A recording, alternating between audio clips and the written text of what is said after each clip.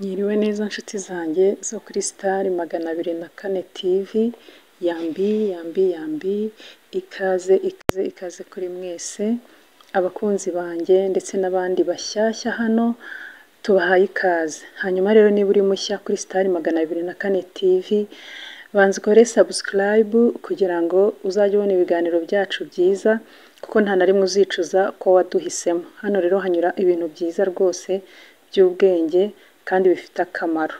Uyu munsi rero tugiye kuganira ku kibazo cy'imyate, tuganire ku kibazo cyo kugira mu kirenge hakomeye, munsi y'ikirenge, hanyuma no kuba waba ufite mu ntoki hakomeye, za ntoki usuhuza ukumva zirumagaye, ukumva ni mu kiganza hakomeye, no kuba wagira inzara zifite irindi bara, kandi ubundi ubusanzwe inzara ziba zigomba kuba umweru zigacya iyo nta verine iriho.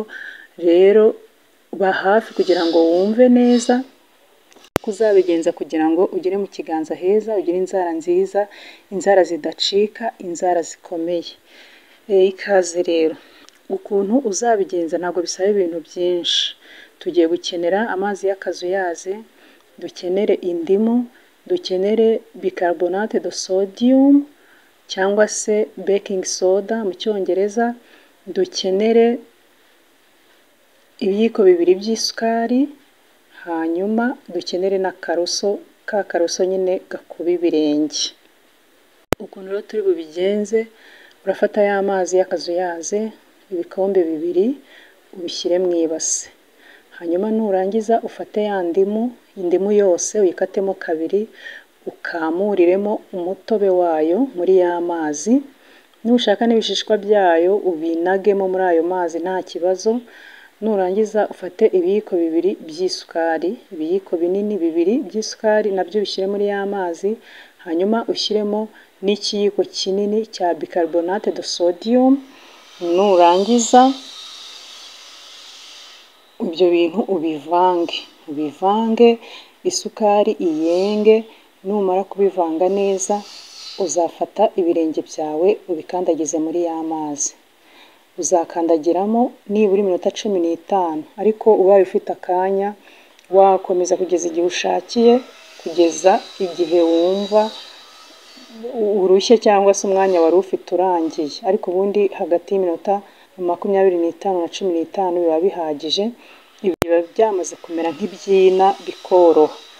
Iyo rero umazemo iyo minota, ikindi kintu ukora, woga ibirenge neza, ugafata ka karoso, ka kantu twogesha ibirenge, ukajya ukuba ku gitsi hamwe hari imyate, ndetse no munsi y'ikirenge hose hamwe ushaka ko horoha, ukahakuba neza, ndetse no hagati y'amano ukagenda wozamo, kuko uyu muti uvura n'ibimeme byose bihita bikira. Hanyuma no mu nzara ukagenda uzoza. Ibyo ngibyo iyo ubirangije, usigaho amavuta ya vaseline ndibuze kubereka ku mpera y'ikiganiro.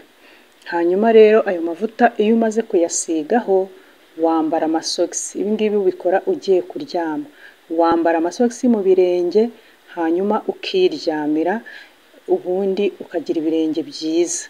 Ibi rero ubikora nibura 3 mu cyumweru rwose. Nyuma y'icyo gihe ubona resulta nziza. Hanyuma rero urakomeza ukabikora. Sinakubwira wenda ngo uzabikora ukwezi cyangwa amezi 2, bizaterwa n'ibirenge byawe ko uzagenda ubona bihinduka, niba ari imyate yakize, niba n'ikirenge kigenda cyoroha, bizaterwa n'uko wowe uri kwiyumva. Uzakora kugeza igihe uzagirira ikirenge cyangwa se intoki wifuza. Aho twavugaga ni ku birenge. Ku ntoki rero ukuntu uzabigenza nabyo birasa n'ibi ngibi. Ufata nyine utegura amazi nk'uko nguko, ugashyiramo ibiganza iminota 15 cyangwa se 20. Mu kiganza cyo burya haroroha cyane, ntabwo haba hameze nko munsi y'ikirenge. Noneho nabyo ibiganza ukabirekera muri ya mazi, wamaramo iyo minota ukabifata nabyo ukabyoga neza, ubundi ugasigamo vaseline ukiryamira. Ibi bintu bizaguha intoki nziza zoroshye, ugire inzara nziza zererana, ugire ikihe cyiza cyoroshye, utandukane no kugira imyate.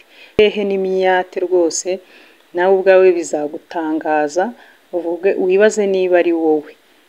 Uzajya ubikora 3 mu cyumweru kugira ngo uzabone resulta nziza kandi byihuse. Hanyuma nurangiza usige iyi vaseline. Iyi ni ya vaseline nababwiraga usigaho iyo umaze koga ibirenge, ubundi ukambara amasogisi ukiryamira. Ibi rwose bizaguha ibirenge byiza byoroshye bitoshye, mu ntoki heza, ugira intoki nziza zoroshye buri muntu wese yakwifuza gusuhuza. Bye bye bye.